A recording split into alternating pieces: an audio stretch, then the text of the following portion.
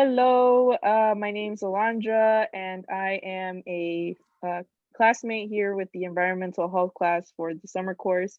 I decided to reach out to a very close friend that I've known for a while now that works specifically in environmental justice. Her name is Asha Key Scott, and she works for Interfaith Power and Light. And my topic of the day would be faith and environmental justice. I'm very thankful for Ashiki for agreeing to come and speak for us, and I'm very excited to share the conversation with the rest of my classmates. I'm gonna start off in speaking a little bit more about why I chose to focus on faith in specifically when regarding to environmental justice. I chose this topic because there's a lot of academic interest right now on the role of religion and spirituality in defining and understanding social values. Religion is actually one of the most wide-reaching social institutions that shape and society and culture. So according to the Pew Research Center, approximately 84% of the world's population is affiliated with a religion.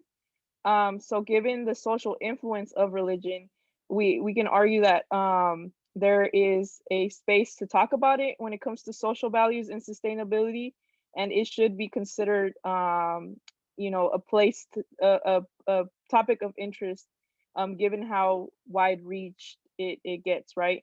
And so just as a lastly, there's a big focus on talking about political intervention when it comes to environmental justice, but um, faith-based, from what I've seen, faith-based initiatives seek to advance environmental reform by promoting the transformation of personal values, attitudes, and conductions of support in a ethical approach to environmental justice.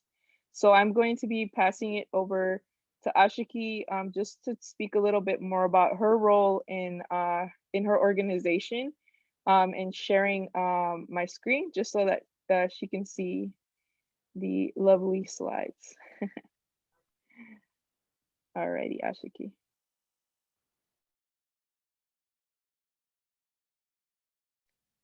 Yeah, so Ashiki, could you speak a little bit more about like your role at Interfaith Power and Light and what you do there specifically?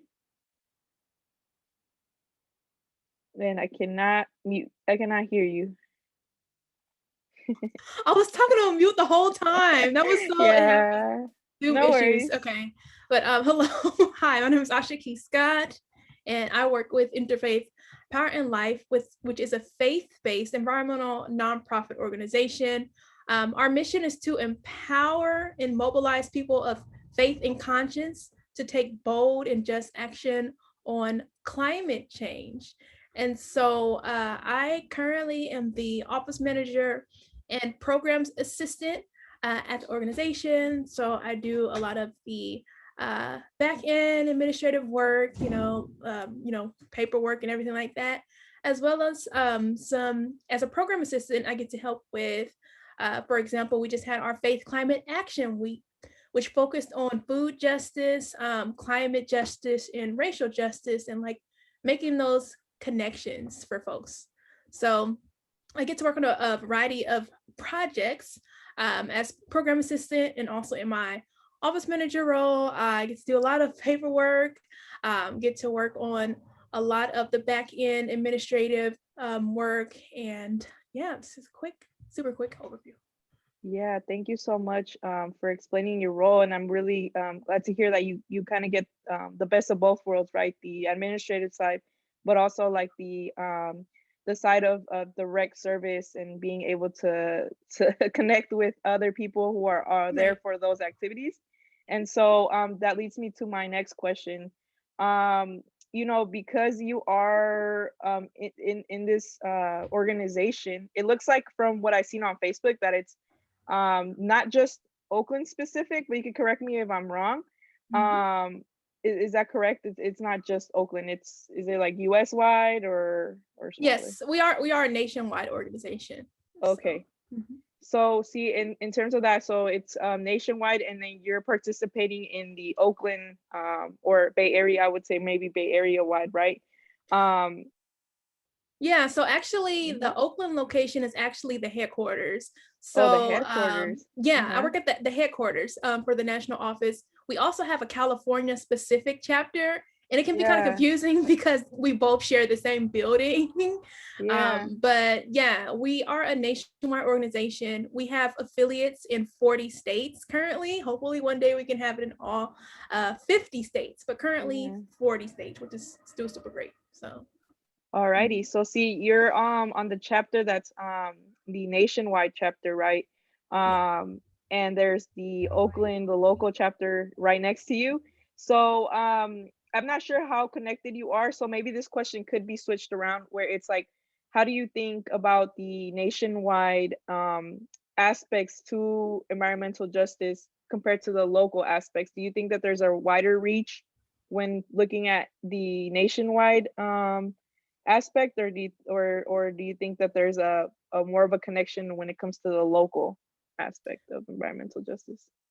Yeah, that's a great question. And kind of like being at the national office, kind of like coming from local nonprofits, I can kind of like see how it's kind of like, oh, is it really? Are you really focusing on the local? Like, what's the connection there? But when thinking about the environment, right? Even though we're like on a national level, we are always trying to mobilize folks at the local level. And Mhm. so, one of the things in the environmental justice sphere is think globally, act locally, right? So, of course, we're going Mm, to push for like national policies, and we're going to like advocate on a nationwide for some of those federal standards, but we're also going to look at some of our local, participate in local elections, participate in local programming. I know for the California, Northern California portion of our California chapter actually has been very involved in a lot of Bay Area and Oakland specific organizations, such as Grid Alternatives, East Bay Community Energy, No Coal in Oakland. So those are specifically Oakland, but yet and still they're all encompassed within the California chapter. So of course, that's definitely a value at not only the state levels, but the nationwide levels for us to be able to make that local impact, right? Because those are the mhm. folks who are really like doing the work. We're all doing work, but like that's still crucial work to like really get people mobilized, and you can make a difference like in your local community for sure. Yeah, I really like that quote of like, think globally but act locally. Yeah. And so it seems that like it's everything is connected to each other, and so it starts off somewhere, but the main thing is like that, the local aspect is where you also seek change as well, right? So Right. thank you for answering that, and we were speaking about like the way that you connect with the local and the state and at national level, but what are your shorter and long-term impacts that you're hoping to have in your organization or the organization that you work in? Yeah. um One more.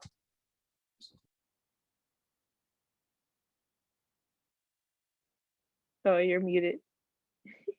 So in terms of the shorter and longer term impacts, um in the short term, right, I guess I've been able to have experience with some of our lobby day events. So every year we have a national conference, which we it's like usually a 2 day, but it's kind of been like a virtual thing. So we're gonna have like a 1 day thing, and then the following day we kind of like have what's kind of like a virtual lobby day where we like try to contact our local Congress people to push to act on climate policy. So recently we were talking about like clean car standards and kind of like, Biden's infrastructure bill and what that means for, greener infrastructure, roads, housing, when it comes to the lead pipes, right? We're thinking of issues like Flint, Michigan, right? Which still has issues with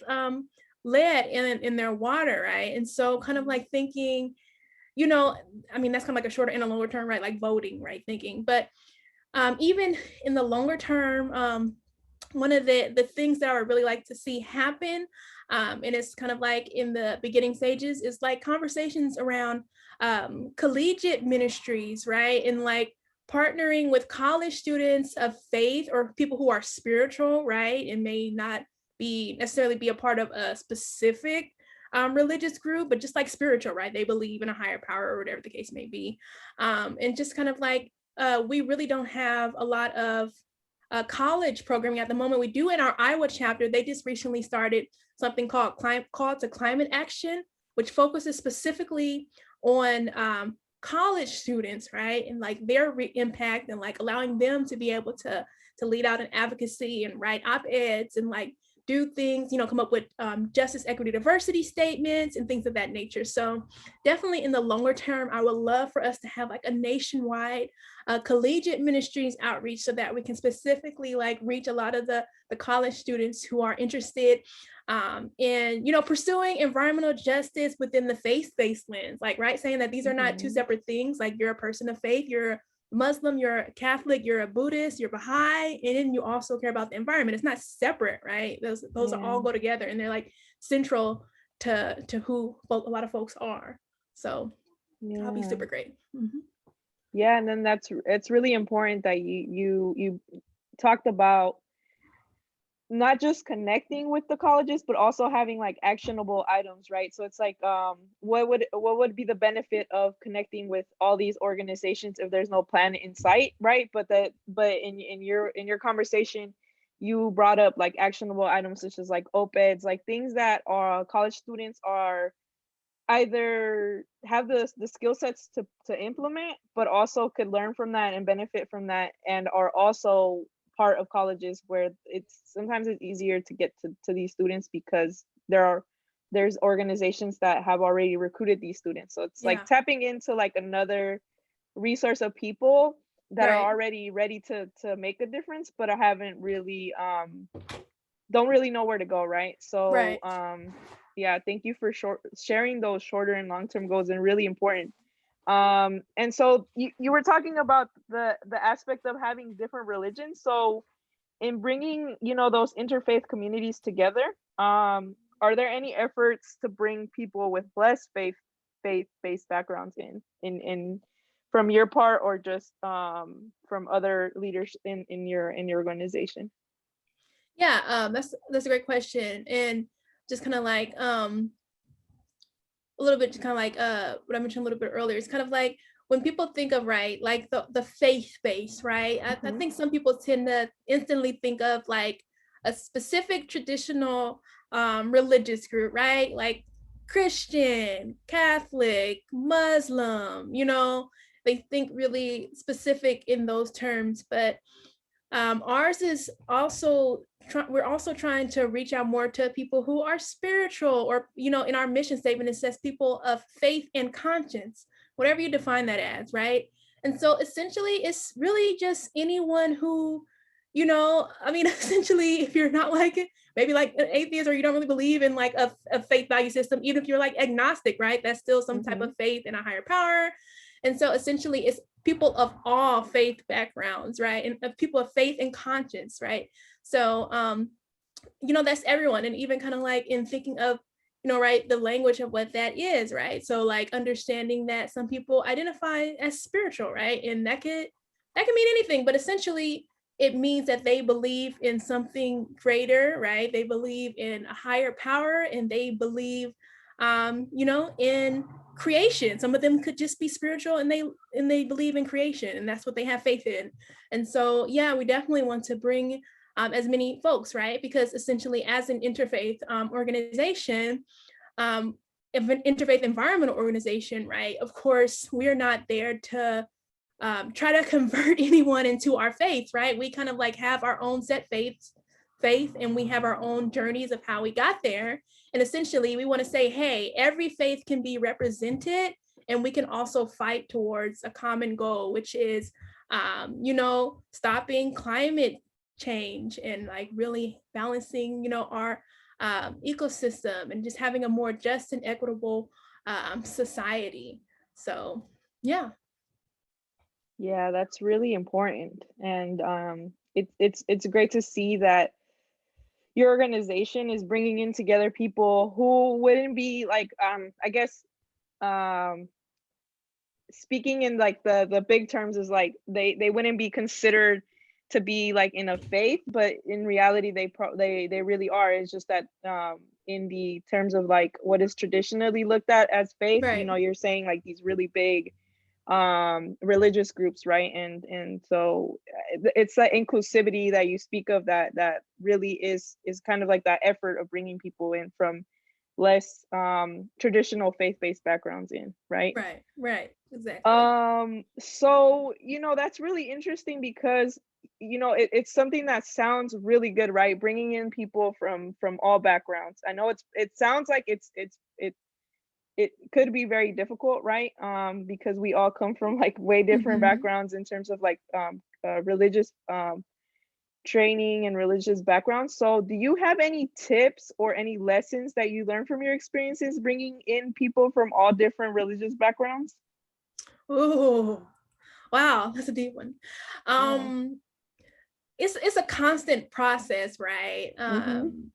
So I think in general, it started off as Episcopal interfaith power, Episcopal power and life. It started off as an Episcopal thing, right? And then it eventually, which is Christian denomination, and it eventually morphed into interfaith, right? Because it's kind of like, we understand that people of faith, right? It's not just one religious group.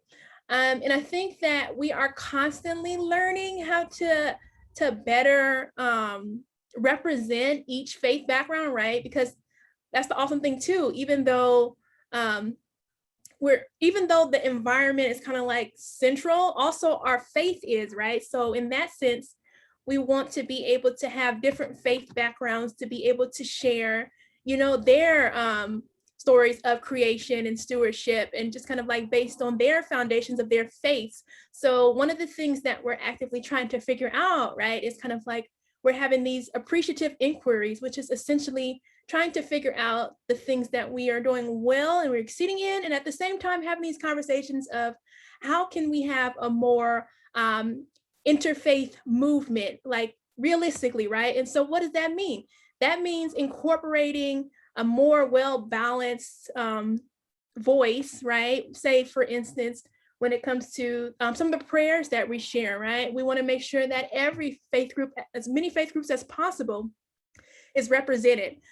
Something else that we're currently working on is our programs manager is trying to have a calendar of all the faith holidays that may not be on our standard calendars, right? I know we have like the American and Christmas and everything like that, but what about holidays that are related to people of Muslim faith? Or what about holidays that are related to people of the Baha'i faith? So essentially, she's coming up with a calendar that we can share with our network to be like, hey, if this is a holiday that your faith background represents, we want you to know that you have the availability to take time off to observe your religious holiday.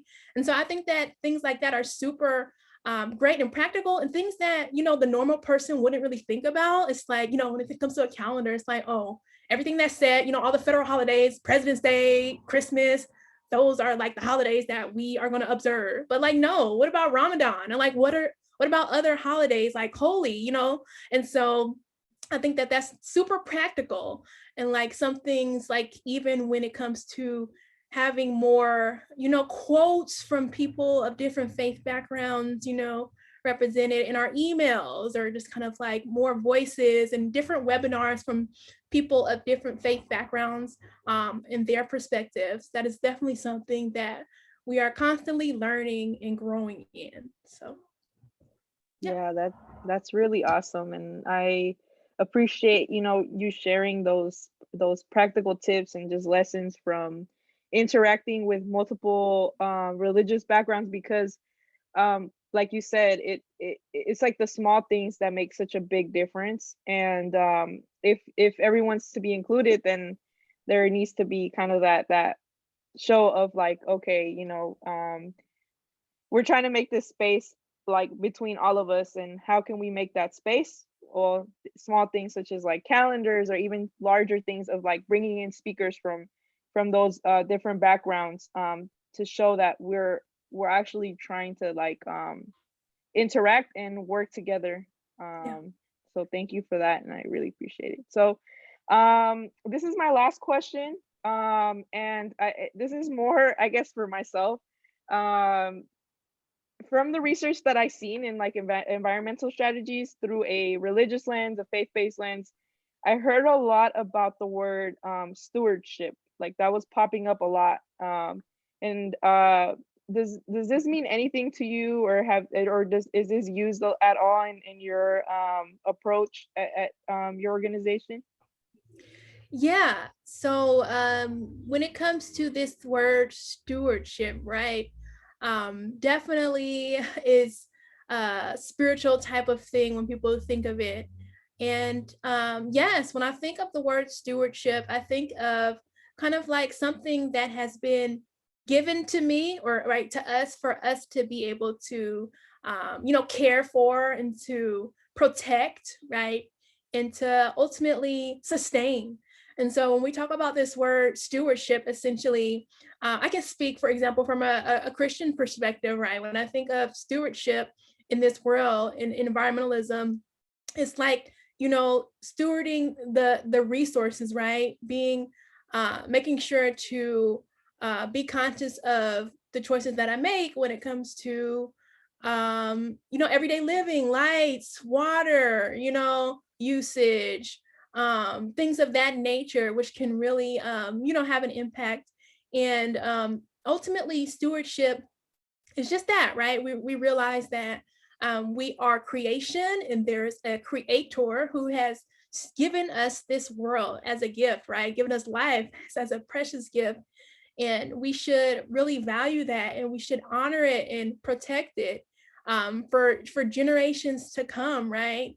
And it's super, super important, right? And it's super necessary when you're talking about environmental justice as well, right? Because we're also talking about incorporating people. Some environmentalists can care less about people. They think that the environment is just the trees and the birds and the animals, and just forget all about people. But ultimately, when we talk about this word environment in an environmental justice in a faith-based lens, we are talking about the whole wide world. We're not just talking about animals and nature. We're talking about the people who are from nature, right?